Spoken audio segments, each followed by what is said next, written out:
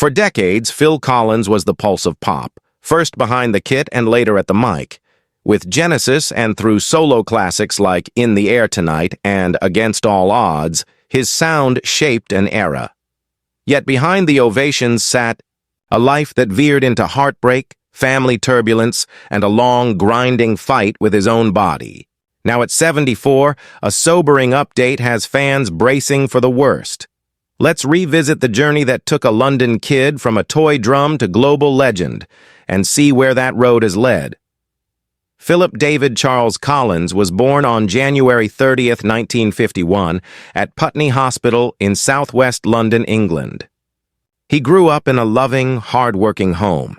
His mother, June, first worked in a toy shop and later became a booking agent at the Barbara Speake Stage School. His father, Greville, sold insurance. Phil was the youngest of three.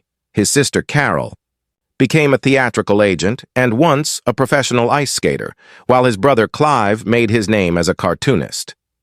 After a couple of moves, the family settled in Brentford and Chiswick, modest corners of London where Phil's sense of rhythm woke up for good. One Christmas at age 5, he unwrapped a toy drum kit. It was tiny, but it rewired his world. His uncles even fashioned a homemade setup out of triangles and tambourines, and later his parents bought him real kits. He'd spend hours playing along to radio and TV. At 7, during a holiday talent show, he sang The Ballad of Davy Crockett, then stopped the orchestra mid-song to tell them they were in the wrong key. The confidence and musical ear were already there. Phil idolized the Beatles, especially Ringo Starr, and followed a London band called The Action, whose drummer turned him towards soul from Motown and Stax. Jazz titan Buddy Rich also left a mark. Rich's line about the hi-hat being more important than 2 bass drums stuck, and Phil built his feel around that idea. Around 12, Phil took piano lessons from his father's aunt and studied drums with Lloyd Ryan and later Frank King, who drilled the rudiments. Those basics became the engine of everything: funk, jazz, pop, because, as Phil put it, the rudiments are always there. He never learned notation formally, inventing his own way to remember patterns. If I could hum it, I could play it, he'd say, then add with a wince, but that attitude is bad. Talent made up the gap. He went from Nelson Primary School to Chiswick County Grammar School, where he played football and formed a band called The Real Thing. Among the backing vocalists were Andrea Bertorelli, later his first wife, and Lavinia Lang, who would matter in his life years on. Next came The Freehold, where he wrote his first song, Lying, Crying, Dying, and gigs with The Charge. Around then, he befriended Jack Wilde, the future Artful Dodger in Oliver, and June Collins got both boys into the Barbara Speake Stage School. It changed everything. At 14, Phil left regular school for Barbara Speake full-time. He even pops up as an extra in the Beatles' 1964 film A Hard Day's Night, one of the kids in the concert scene, and landed the Artful Dodger in 2 West End productions of Oliver, earning £15 a week, which he later called the best part for a kid in all London. Then his voice broke mid-show. He finished the run speaking his lines. He starred in the children's film Calamity the Cow, 1967, almost appeared in Chitty Chitty Bang Bang, 1968, before his scene was cut, and auditioned for Romeo and Juliet, losing out to Leonard Whiting. A dust-up with a director soured him on acting. Music was calling. In 1967, he toured the UK teaching a craze called The Crunch, from a Smith's Crisps ad, haunted the Marquee Club, and did any job, chairs, floors, cloakroom, just to be near the music.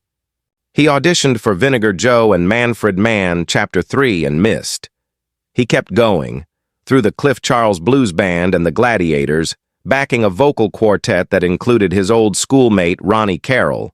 The turning point in 1969, Phil and Ronnie Carroll joined John Walker's touring band and met guitarist Gordon Smith and keyboardist Brian Chatton. When the tour ended, the four formed Hickory, released Green Light, The Key, then renamed themselves Flaming Youth and signed to Fontana. Their concept LP Arc 2 told a sci-fi tale of humanity fleeing a burning Earth. Each member took a lead. It didn't break big, but it planted Phil exactly where he belonged. He played congas for George Harrison's Art of Dying in May 1970. His part was cut, and years later Harrison pranked him with a fake, terrible tape. Phil apologized, George laughed, and all was forgiven. That same year, Phil's real door opened. Genesis. He joined as drummer in 1970, and 5 years later, when Peter Gabriel left, stepped forward as lead singer. Parallel to Genesis, he stretched out in jazz rock with Brand X. Then came the solo wave. Drawn from heartbreak and his love of soul, Face Value, Hello, I Must Be Going, No Jacket Required, and But Seriously turned him into one of the definitive pop and adult contemporary voices of the 80s, powered by that explosive gated reverb drum sound. In 1985, he did the impossible, performing at both Live Aid concerts in a single day. He drifted back to acting, too, Miami Vice and the 1988 film Buster. By 1996, after conquering arenas with both Genesis and on his own, Phil left the band to focus on solo work. Disney tapped him for 1999's Tarzan. He didn't just write the songs, Two Worlds, Son of Man, Strangers Like Me, and You'll Be in My Heart. He performed them. You'll Be in My Heart won the Academy Award for Best Original Song.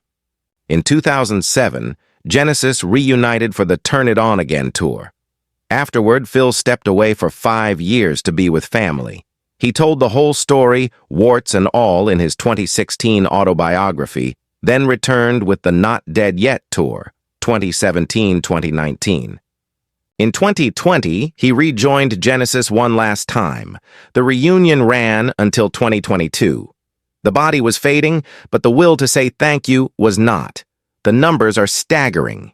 8 studio albums, more than 33.5 million certified units in the United States, and an estimated 150 million records worldwide.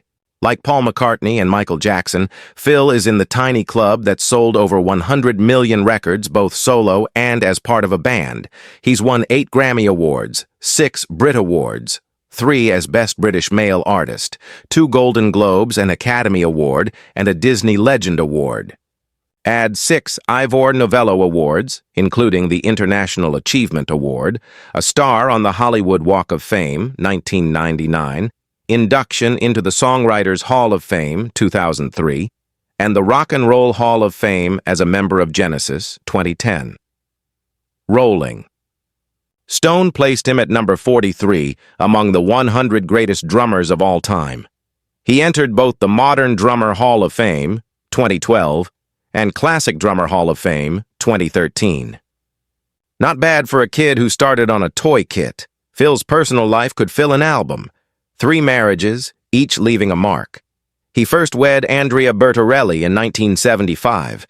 They'd met at 11 in drama class and reconnected when Genesis played Vancouver.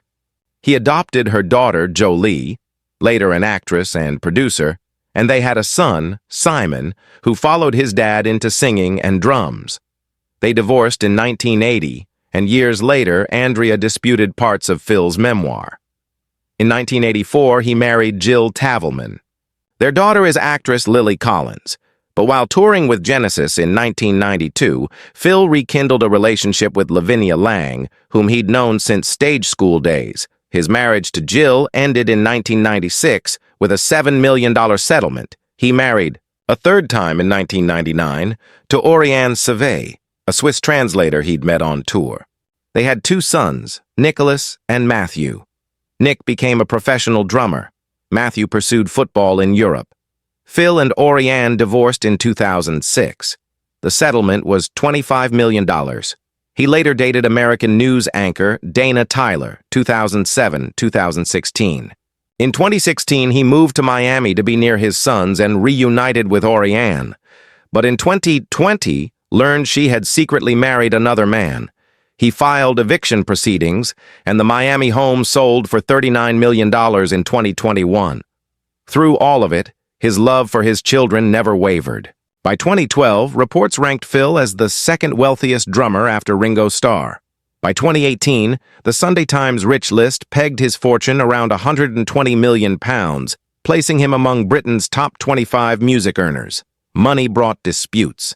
In March 2000, he sued two former touring musicians, Louis Satterfield and Romley Davis, who claimed 0.5% of royalties from the entire live album, Serious Hits. Live, 1990. Phil argued they should be paid only for the 5 tracks they performed on, including Sussudio. The High Court largely agreed. No extra royalties were due beyond the songs they'd actually played, and Phil recovered about half the money he sought. There were quieter family triumphs, too. In 2012, brother Clive received an MBE for services to art. Phil attended proudly. We shared a bedroom as boys. He was always drawing.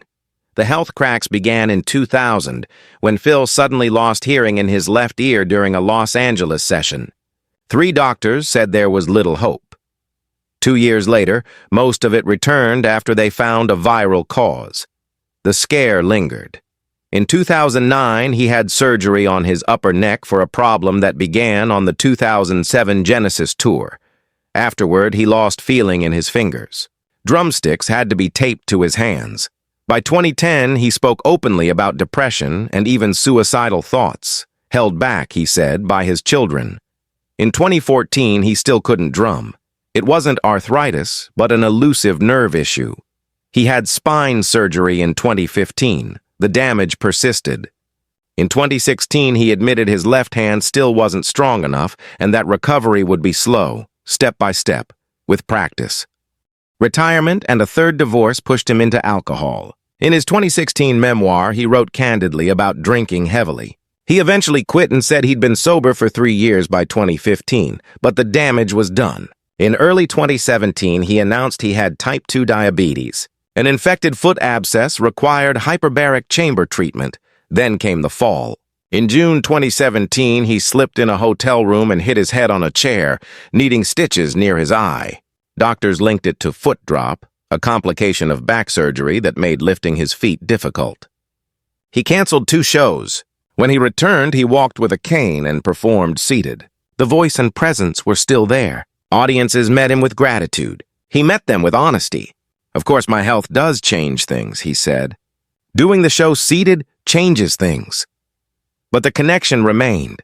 By 2022, the fight had taken too much. Chronic nerve damage meant he couldn't hold a drumstick.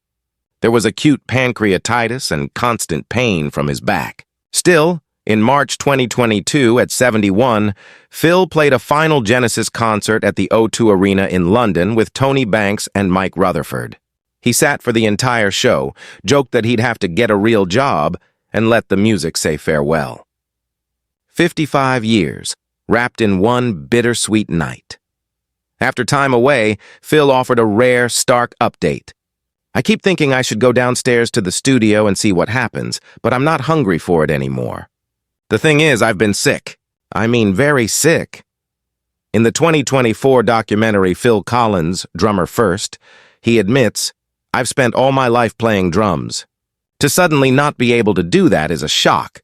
He's described how decades at the kit crushed his spinal cord. My vertebrae have been crushing my spinal cord because of the position I drum in. I can't even hold the sticks properly without it being painful. I even used to tape the sticks to my hands. He once tried to laugh it off. Don't worry, I can still sing. But time had other plans.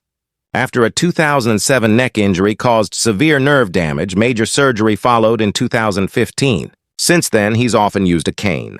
His son Nick, who played drums on the last tours, put it simply, bands feel invincible until they're not.